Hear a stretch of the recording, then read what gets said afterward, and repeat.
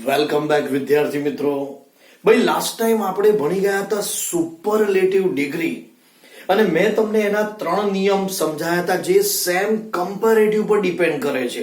ભાઈ ડબલ કરી ER than તો ડબલ કરી ઈએસટી, 3 થી વધુ અને 6 હોય તો ડાયરેક્ટ ઈઆર ધેન તો અહીંયા ડાયરેક્ટ ઈએસટી, 6 થી વધારે હોય તો કમ્પેરેટિવમાં મોર અને ધેન તો સુપરલેટિવમાં લાગે મોસ્ટ. તો વિદ્યાર્થી મિત્રો, હવે હું વારંવાર અપવાદ નહીં લખાવતો ભાઈ. અપવાદમાં બી એવો નિયમ, જે અપવાદમાં તમે આગળ મોર લખતા હતા ને એ અપવાદમાં અહીંયા મોસ્ટ લખી દેવાનું. પણ સુપરલેટિવ ડિગ્રી બનાવવા માટે 2 નિયમ હવેના બહુ અગત્યના છે. જો તમે આ 2 નિયમ ન આવડે તો સુપરલેટિવ બનાવી શકતા નથી. તો વિદ્યાર્થી મિત્રો, ભાઈ મારી સાથે લખવાનું છે કે એસડી બનાવવા માટે તમારે આ 2 વસ્તુ ધ્યાનમાં રાખવી પડે. ભાઈ પહેલું તો આપણે કમ્પેરેટિવ માંથી સુપરલેટિવ જવાના. જેમ પોઝિટિવ માંથી કમ્પેરેટિવ માં જવાય એમ કમ્પેરેટિવ માંથી સુપરલેટિવ માં જવાય. તો લખો સીડી માંથી એસડી બનાવવા. યાદ રાખજો ભાઈ, કમ્પેરેટિવ માંથી સુપરલેટિવ બનાવવા. સીડી ના વાક્યમાં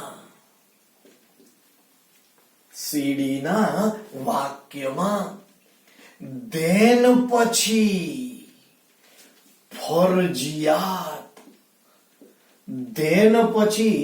ફરજિયાત એની અધર મોસ્ટ અધર કે મોર અધર હોય તો જ એસડી બની શકે, બાકી કદી ના બને.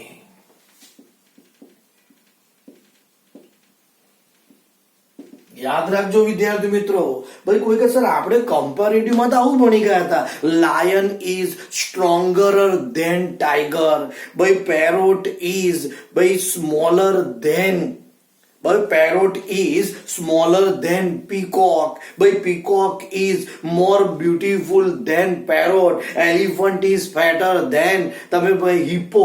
જો 2 નામ આપતો તો હું આગળ પાછળ, એમાં તમે કદી ધેન પછી આવું નતું જોયું. પણ યાદ રાખજો ભાઈ, સીડી માંથી એસડી બનાવવું હોય તો સીડી ના વાક્યમાં ધેન પછી જો મેં શબ્દ લખ્યો છે ફરજિયાત, એની અધર, મોસ્ટ અધર કે મોર અધર, આ 3 માંથી ગમે તે એક હોય તો જ એસડી બને દોસ્ત. બાકી તમે ગમે એટલા ધમ પછાડા કરો ને ના બને. કેમ? કારણ કે એસડી કોને કહેવાય? સુપર. અને સુપર એટલે વિદ્યાર્થી મિત્રો ઓનલી 1. આગળ જે તમે જોઈ ગયા ને કે ભાઈ Rajesh is cleverer than Mahesh, તો જો 2 નામ હતા, એલિફન્ટ, હિપ્પો, પેરોટ, પીકોક, જો 2 નામ હતા, 2 નામ વાળા એટલે કે 2 નામ હોય ને એ સુપર ના બને. સુપર બને ઓનલી 1. એક જ વ્યક્તિ સુપર હોય, એક જ વસ્તુ સુપર હોય, એટલે બધી સુપર ના હોય. એટલે અહીંયા કમ્પેરેટિવમાં ખાસ ધ્યાન રાખજો, ધેન પછી જોવાનું નામ ના હોય, બીજું નામ ના હોય, પણ ધેન પછી શું હશે? એની અધર, મોસ્ટ અધર અને મોર અધર, તો જ સુપરલેટિવ બને. અને બીજો નિયમ તો બહુ જ અગત્યનો છે, જે મોટા ભાગના વિદ્યાર્થીઓ ભૂલી જાય છે. એસડી બનાવવા ટુ બી ના રૂપ પછી ફરજિયાત વધારાનું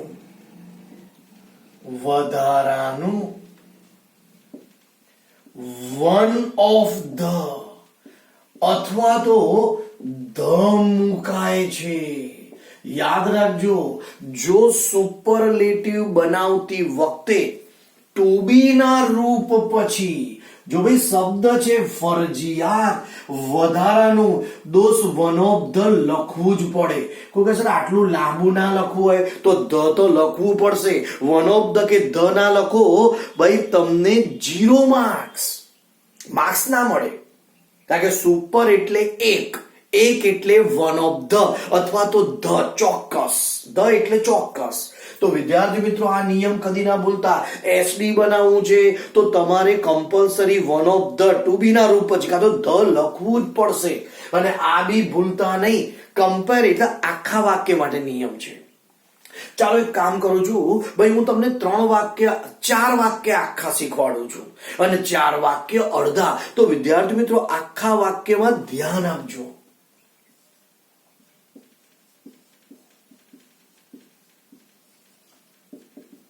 ભાઈ લખશો નહીં, હજી ધ્યાન આપજો. લખવાનો સમય તમને આપીશ. Ganga is longer than. આજ સુધી આપણે એવું લખતા હતા Ganga is longer than Yamuna. જો 2 નામ લખતા હતા, પણ હવે અહીંયા આવશે Ganga is longer than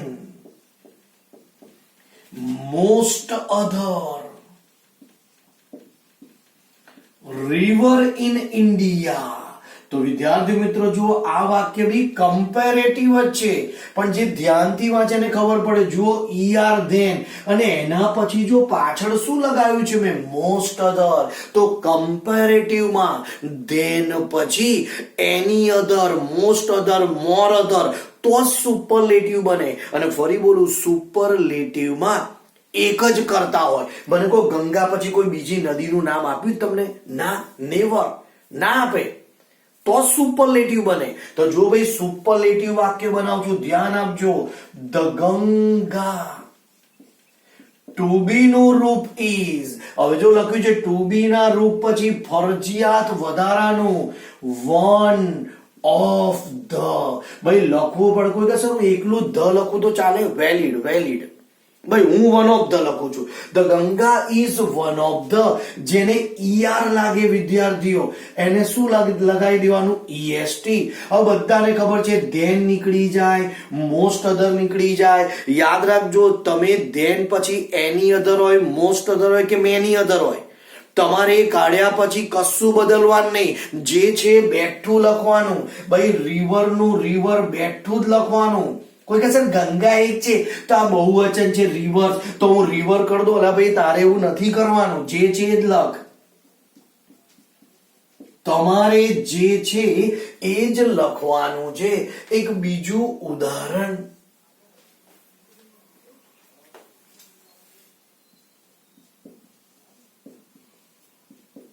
Shimla is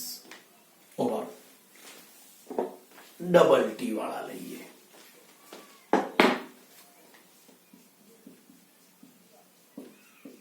Ahmedabad is hotter than any other city in the Gujarat. વિદ્યાર્થી મિત્રો બોર્ડ ઉપર દરેક જણનું ધ્યાન. અત્યારે લખવાનું નહીં, અહીંયા ધ્યાન આપજો. ભાઈ હોશિયાર વિદ્યાર્થી ચેક કરે ભાઈ ઈઆર ધેન એટલે કમ્પેરેટિવ, પણ જો ધેન પછી તને વધારાનું શું આપ્યું છે? એની અધર. આપણો તો નિયમ છે ધેન પછી એની અધર કે મોસ્ટ અધર સુપરલેટિવ બને, કેમ કે એમાં કરતા એક હોય. મને કહો અહેમદાબાદ એટલે કે અમદાવાદ સિવાય બીજો કોઈ કરતા છે કે વડોદરા, સુરત, રાજકોટ, ભરૂચ? ના ભાઈ નથી, એક જ. તો જુઓ વિદ્યાર્થીઓ વાક્ય આ રીતે બનશે. અહેમદાબાદ ઇઝ. ઉભારો ભાઈ કોઈ વિદ્યાર્થી કે સર તમે વન ઓફ ધ મારે ધ લખો, ધ લખું, બસ ધ તો લખવું પડે. ભાઈ અહેમદાબાદ ઇઝ ધ, જેને ડબલ કરી ઈઆર તો વિદ્યાર્થીઓ ડબલ કરી ઈએસટી હોટેલ. હવે ધેન નીકળી જાય, એની અધર નીકળી જાય. અને મેં હમણાં બી કહ્યું તું તારે કોઈ જાતના ભાઈ ચેન્જીસ નથી કરવાના. અહીંયા સિટી છે તો સિટી જ લખી દેવાનું, સિટી. અહીંયા રિવર્સ તો જો રિવર્સ જ લખવાનું, city in the Gujarat.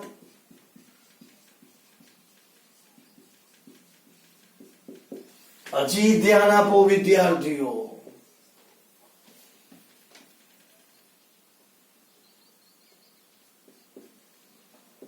Neil is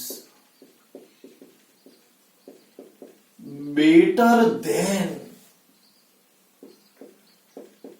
most other students in the class. ભાઈ ધ્યાનથી વાક્ય વાંચો. ભાઈ વાક્યમાં જે હોશિયારને ખબર પડે અહીંયા લખ્યું છે બેટર અને જુઓ ભાઈ ધેન અને ધેન પછી છે મોસ્ટ અધર. તો વિદ્યાર્થી મિત્રો જ્યારે બી એની અધર મોસ્ટ અધર મેની અધર હું મૂકતો નથી, પરીક્ષામાં બહુ ઓછું પૂછાય. 99 મોસ્ટ અધર, મેની અધર ના આવે. હા 50-50 એની અધર અને મોસ્ટ અધર. ચાલો તો ભાઈ આપણને ખબર પડી આનું બનાવીએ સુપરલેટિવ. તો ભાઈ નીલ ઇઝ ટુ બી ના રૂપ પછી વધારાનું વન ઓફ ધ. ભાઈ બેટર નું હવે તમને ખબર હોવી જોઈએ ભાઈ બેસ્ટ લખાય. પણ તમને જો આ બધું નોલેજ ના હોય કે તમે ભૂલી ગયા તો માર્ક્સ ના મળે. ભાઈ one of the best, then નીકળી જાય, મોસ્ટ અધર નીકળી જાય એટલે ભાઈ સ્ટુડન્ટ જો અહીંયા ટી રહી ગયો. Students in the class. હજી ધ્યાન આપો. An eagle flies faster than any other bird in the sky. દરેક જણનું ધ્યાન આ બાજુ. ભાઈ બધાને ખબર છે ઈઆર ધેન અને જો ધેન પછી એની અધર. હવે અત્યાર સુધી મેં તમને જે વાક્ય લખાય ને વિદ્યાર્થીઓ એમાં ટુ બી નું રૂપ ચોખ્ખું હતું. કોઈ કહેશે આ ચોખ્ખું એટલે ટુ બી નું આમ નહીં ધોઈને ચોખ્ખા થઈને આવે એવું કે ગંદા હોય એવું ના. ભાઈ ચોખ્ખું એટલે તમે નરી આંખે જોઈ શકો. જેમ કે જો અહીંયા અહેમદાબાદ ઇઝ છે, જો નીલ ઇઝ. પણ ભાઈ અહીંયા તને ટુ બી રૂપ ચોખ્ખું આપ્યું છે ના. અહીંયા ઈગલ એટલે ઈટ કહેવાય પણ અહીંયા ટુ બી રૂપ નથી. પણ જો ઈગલ પછી તને ફ્લાય આપ્યું છે અને બધાને ખબર છે ફ્લાય નો સ્પેલિંગ FLY અને હીસી ઈટ હોય તો બધાને ખબર છે સાદો વર્તમાન કાળ. ભાઈ ક્રિયાપદને SKES લાગે પણ વાય ની આગળ વ્યંજન હોય ને તો વિદ્યાર્થીઓ વાય ને કાઢી IES. તો જો આ ટુ બી નું રૂપ છે એટલે તમારે આવું લખવું પડે N eagle fly one of the. જેને ER લાગે એને ડાયરેક્ટ EST ફાસ્ટેસ્ટ આ બધું નીકળી જાય. ધેન એની અધર બાકી જે છે એ બર્ડ ઇન ધ સ્કાય. તો ચાલો વિદ્યાર્થી મિત્રો 2 મિનિટનો સમય ઝડપથી લખી લો. તો આ રીતે જો તમે સુપરલેટિવ બનાવી શકશો એટલે કમ્પેરેટિવમાં ધેન પછી એની અધર મોસ્ટ અધર હોવું જોઈએ. પણ પરીક્ષામાં વિદ્યાર્થી તમને અડધા વાક્ય પૂછાશે. પણ આ એટલા માટે ભણાય કે હમણાં આ બી તમને આવા વાક્ય બી પૂછાશે.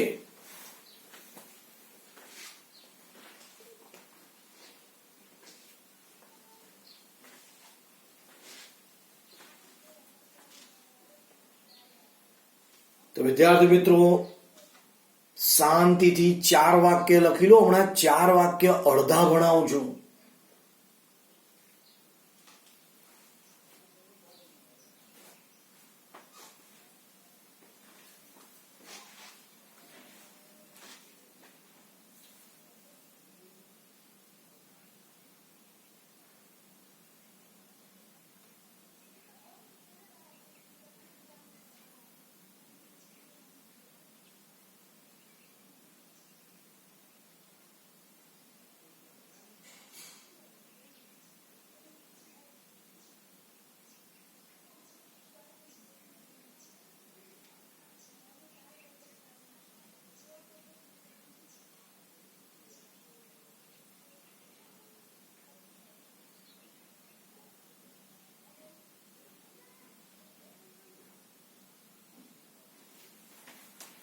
તો ચાલો વિદ્યાર્થી મિત્રો, લખવામાં ઝડપ કરવી. ભાઈ તમારી 2 મિનિટ પૂર્ણ થવાય છે અને દરેક જણને લખાઈ ગયું હશે.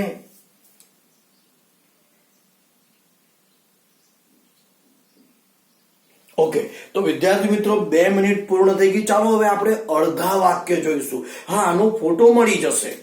ચાલો, તો ભાઈ દરેક જણનું ધ્યાન બોર્ડ ઉપર. ભાઈ હવે આપણે અડધા વાક્ય ભણીશું. ભાઈ અડધા વાક્યમાં ખાસ તમારે ધ્યાન આપવાનું છે.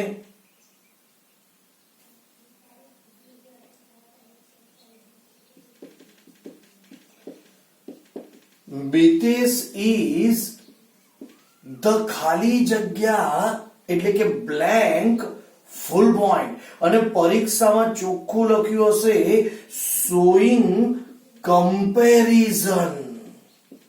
વિદ્યાર્થી મિત્રો, હજી બી કહી દઉં છું, કોઈ એવું ના વિચારે કે આ કમ્પેરિઝન એટલે સર મારે કમ્પેરેટિવ ડિગ્રી બનાવી. ના ભાઈ, કમ્પેરિઝન એટલે તમે આગળ ભણી ગયા છો classification of function, matching the function, એટલે કોઈ બી ડિગ્રી પીડી, સીડી અને એસડી, પણ તમને પરીક્ષામાં ખબર પડવી જોઈએ. હવે જે વિદ્યાર્થી ધ્યાનથી વાંચે એને ખબર પડે એટલે ટુ બી ના રૂપ પછી આ શું છે? ધ. યસ ભાઈ, ધ એટલે કમ્પલસરી સુપરલેટિવ બને. હવે જો તમે આનું કોઈ કે સર મેં તો આવું લખી નાખ્યું, Mitesh is the as clever as. અલા ના લખાય ભાઈ, ક્લેવરર બી ના લખાય, ખોટી વાત. ધ એટલે સુપરલેટિવ. તો ભાઈ મિતેશ ઇઝ, ભાઈ હું લખું છું વાઇઝેસ્ટ, ડાયો. કોઈ કે ના સર ક્લેવરેસ્ટ લખો. અરે ક્લેવરેસ્ટ. હવે યાદ રાખજો, આમાં ધેન બેન ના આવે અને પાછળ તમારે જે લખવું એ લખાય, નામ બી ના આવે. ભાઈ મિતેશ ઇઝ ધ વાઇઝેસ્ટ બોય. ફતી ગયું. The Mitesh is cleverest boy. હા, તમને એવું લખતા છે ને in the class, in the school, તમે લખી શકો છો ભાઈ. તો કોઈ કહેશે તમારે લખવું છે તો ચાલો હું લખીએ મિતેશ ઇઝ, ચાલો આપણે ટોલ લખીએ. ભાઈ tallest boy in the class. જો અમે લાંબુ વાક્ય લખ્યું, જો આવડતું હોય તો જ લખવાનું, બાકી જાતે હેરાન થવું નહીં. એક બીજું ઉદાહરણ,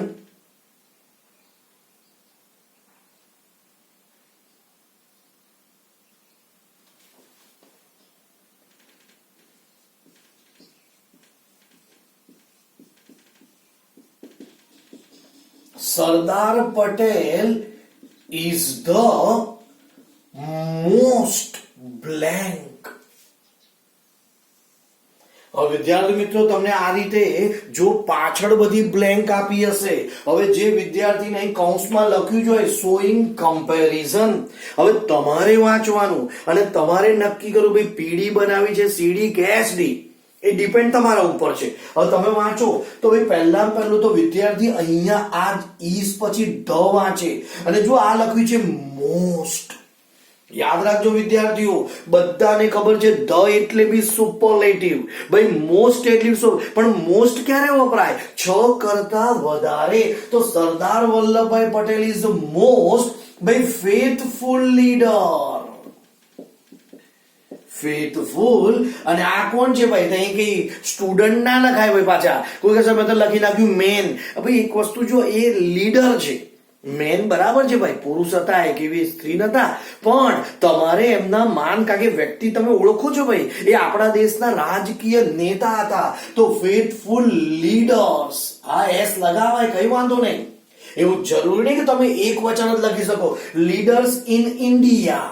કોઈ કે સર મને આ ઇન્ડિયા લખતા નહીં આવડતું, આવું બધું લાંબુ વાક્ય, તો ચાલે. હા ચાલે. Sardar Patel is most honest leaders, ચાલે ને ભાઈ? કેમ કે જો આ અપવાદમાં છે. સરદાર પટેલ ઇઝ મોસ્ટ, ભાઈ તમે લખી શકો ફેથફુલ, ઓનેસ્ટ, પાવરફુલ લીડર. કહેવાનો અર્થ તમને ખબર પડવી જોઈએ કે મારે શું લખવું છે. ભાઈ મોસ્ટ ક્યારે આવે? 6 થી વધારે ને અપવાદમાં. તો વિદ્યાર્થી મિત્રો, ચાલો ભાઈ સમયને ધ્યાનમાં રાખી પેલા 2 વાક્ય લખી લો. 1 મિનિટનો સમય આપું છું અને બીજા 2 વાક્ય ભાઈ તમને પછી સમજાવું છું.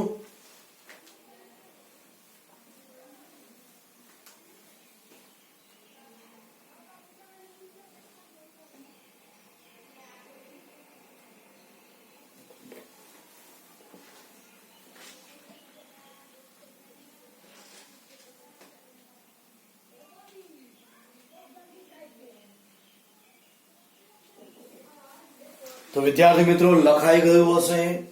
ભાઈ સમય વિડીયોનો લિમિટેડ હોય છે, પછી ઓટોમેટિકલી કટ થઈ જાય છે. તો વિદ્યાર્થી મિત્રો આજે આટલું ઇનફ છે. પીડી સીડી એસડી વાંચી લેજો. હજી બી હું તમને બાકીના 2 જે ઉદાહરણ છે સમજાવીશ. Okay, C you on next.